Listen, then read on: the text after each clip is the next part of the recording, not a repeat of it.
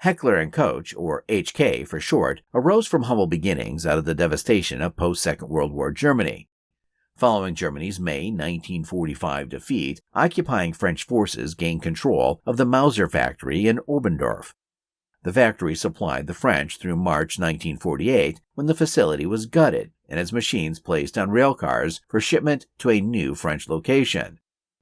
3 Mauser engineers, Edmund Heckler, Theodor Koch, and Alex Seidel, are reported to have covertly removed a set of machines from the railyard, hiding them beneath haystacks on a hill overlooking Oberndorf. The trio soon started a manufacturing company known as the engineering office Heckler and Koch, producing precision parts such as machine tools, bicycle and sewing machine components, and gauges. On December 28, 1949, the company's name changed to Heckler and Koch GmbH, which in German stands for Company with Limited Liability, and in 1955, when a ban on German arms making was lifted, began producing guns under the name Heckler and Koch.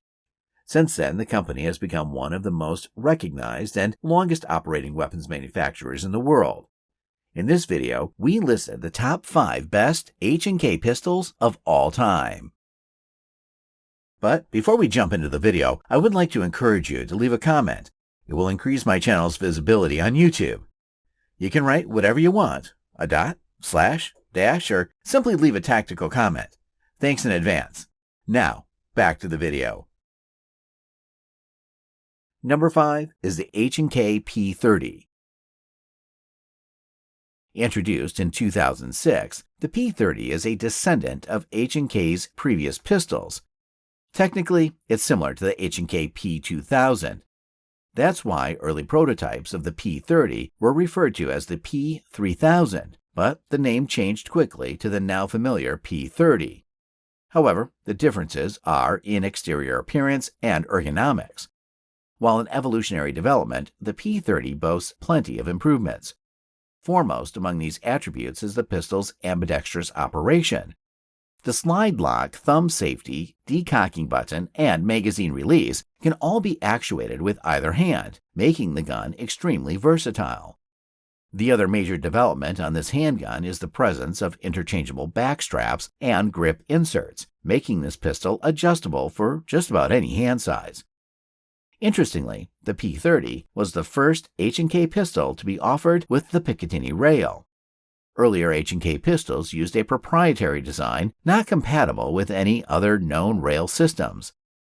The P30 is offered in many variants and has been chosen by several law enforcement organizations as their service sidearm. Number 4 is the H&K 45. It was designed to meet the requirements of the U.S. Armed Forces to replace the M9 pistol. However, the program was suspended in 2006. Despite that, H&K decided to make the 45 model available to law enforcement and military groups, as well as on the commercial market. So, next to the USP and the Mark 23, it's another excellent H&K pistol chambered for 45 ACP on the market.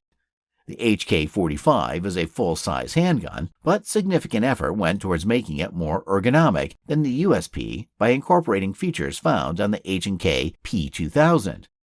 These include a textured ergonomic grip with finger grooves, an extended ambidextrous slide release, and interchangeable back straps to fit different sizes of hands.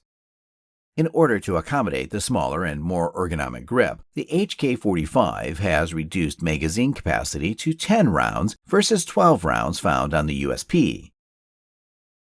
In 2010, its compact version, the H&K 45C, was adopted by the U.S. Navy Special Warfare Command. Interestingly, at least one was used in the Operation Neptune Spear.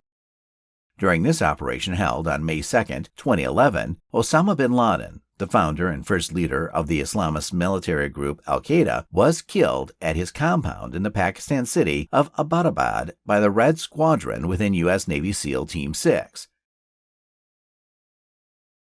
Number 3 is the H&K Mark 23. The H&K Mark 23 is one of the only handguns specifically designed for special operations units that is an offensive rather than a secondary defense firearm. In 1989, the United States Special Operations Command set out to improve its equipment. One area for improvement was close-quarters battle weapons. With this, the offensive handgun weapon system was born. Only 2 companies stepped up to submit guns for the OHWS, the American Colt and the German H&K. Both were contracted to create 30 handguns for testing. After the first stage of testing, SOCOM decided to only continue with the H&K submission. On May 1, 1996, the first H&K Mark 23 pistols were delivered to the U.S. Special Operations Command for operational deployment, making it the first caliber 45 ACP pistol to enter American military service since the M1911A1.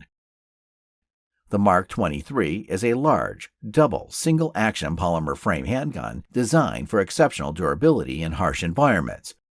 It is touted for being one of the most tested handguns in history. Endurance testing demonstrated a service life of over 30,000 rounds of plus P ammunition.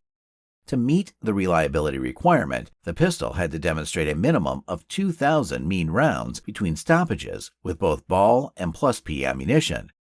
It exceeded the 2,000 MRBS with an average of 6,000 MRBS. Mean rounds between stoppages is determined by dividing the total number of rounds fired by the total number of stoppages. A stoppage is defined as any unplanned cessation in firing or the inability to commence or cease firing attributable to the gun. Being one of the most thoroughly tested handguns in history, it's still used in Special Forces units around the world. However, despite its positive points, the MK23's large size and weight have resulted in some criticism. The handgun was designed for offense rather than defense. The size and weight were intentionally incorporated to help absorb recoil forces and retain greater accuracy. But this also decreased its ease of use, comfort, and draw speed in defensive situations that require a more conventional, compact pistol. Number 2 is the H&K USP. Originally designed for the American market, the USP, short for Universal Self-Loading Pistol, has found international acceptance as an accurate and ultra-reliable handgun. Features favored by U.S. law enforcement and military users provided much of the design criteria for the USP. The controls are uniquely American, influenced by such famous designs as the M1911 pistol.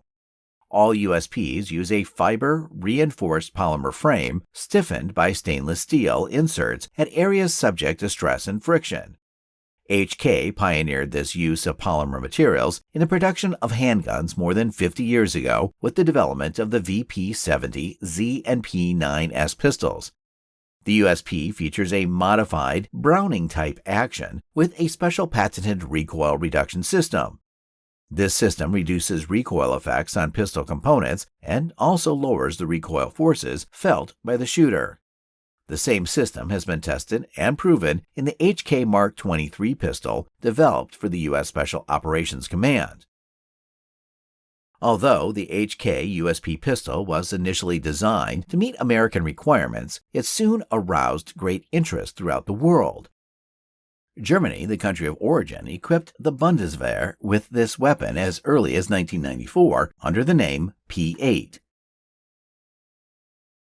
Number 1 is the H&K VP9.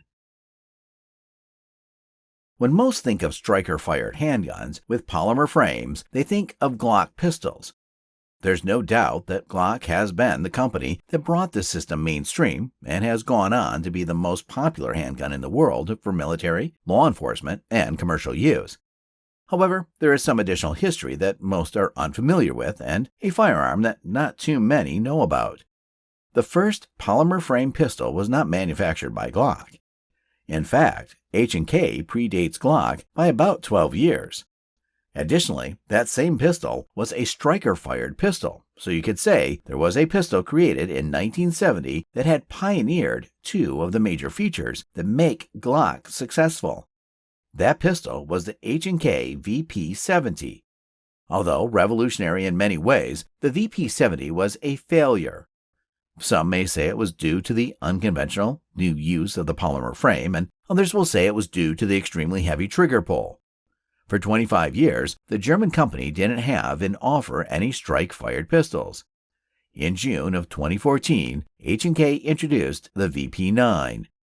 The VP stands for Volkspistole, which translates to People's Pistol. This pistol bases its design on their hammer-fired P30, but has some major divergences.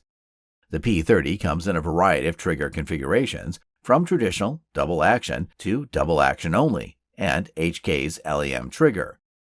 The LEM, short for Law Enforcement Modification, features a long trigger take-up before a consistent braking weight. A striker-fired mechanism used in the VP9 typically results in a pistol that is simpler, less expensive to manufacture, and easier to maintain. The last two factors are important considerations for military and law enforcement contracts. The VP9 has modular ergonomics, that is, the backstrap and grip panels can be replaced to create a pistol that feels more comfortable in a smaller or larger hand with a thicker or thinner grip. Also, patented charging supports at the rear of the slide enhance leverage and grip for racking the slide, speeding up reloading and making it easier for shooters with reduced hand strength. On top of that, the pistol is fully ambidextrous. Every control on the left side of the gun has a duplicate control on the right side of the gun. Although the VP9 hasn't picked up many military orders, it is mostly found in police service in the United States and Europe. Don't forget to subscribe, like, comment, and share. See you next time.